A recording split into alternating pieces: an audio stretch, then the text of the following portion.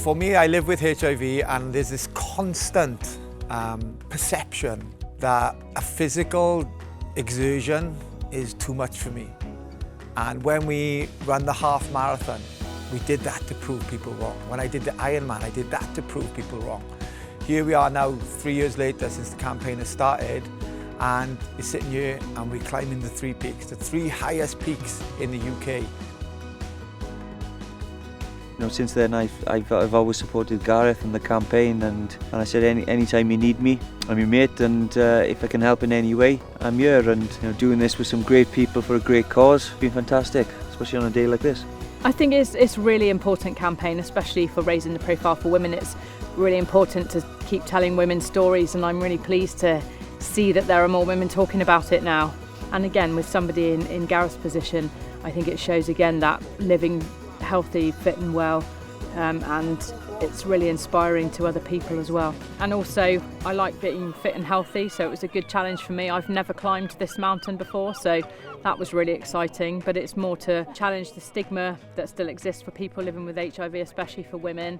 We're at the top of Snowdon Mountain, showing that people living with HIV can climb any heights.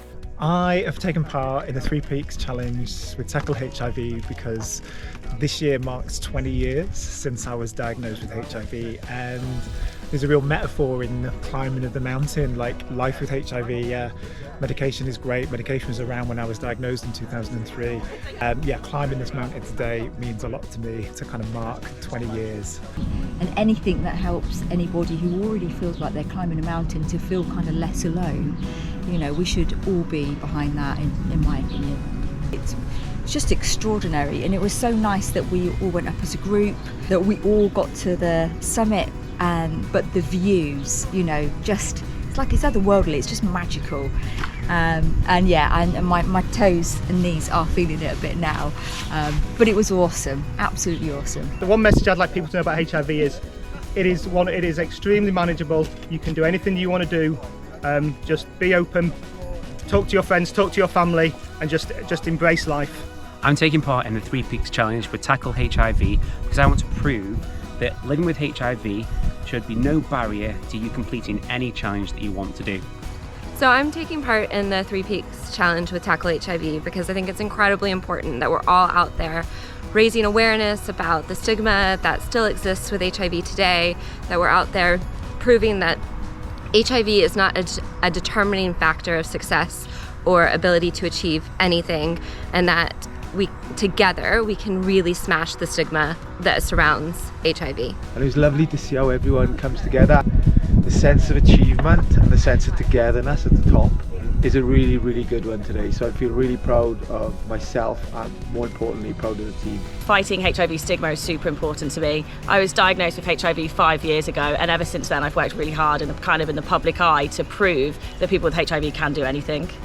It's an opportunity to demonstrate the importance of being able to contribute back to community, to ensure that we are able to misspell any areas of stigma or discrimination that people may have, and also to support a very important charity, the Terence Higgins Trust. Isn't it fantastic? Well, we've just come up this amazing mountain and this glorious occasion, and I guess there is a metaphor somewhere in there that you've probably thought about it being from a difficult low point, and here you are at the highest point in your country. Yeah, I think what I wanted it to be, I suppose, was just a subtle message.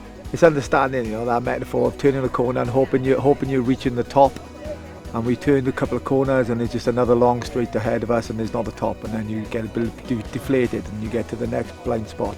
And then there's another blind spot, and another, but eventually you get to the point where you get to the top. So I think what I hope will happen is that when we get to the bottom, people look back at, and once they've absorbed it, and they'll understand the lived message. Because again, I don't think you understand the full lived message until you get to the end of the journey. So the end of the journey now is when we get back to the bottom, and when they absorb it, then they'll get it then.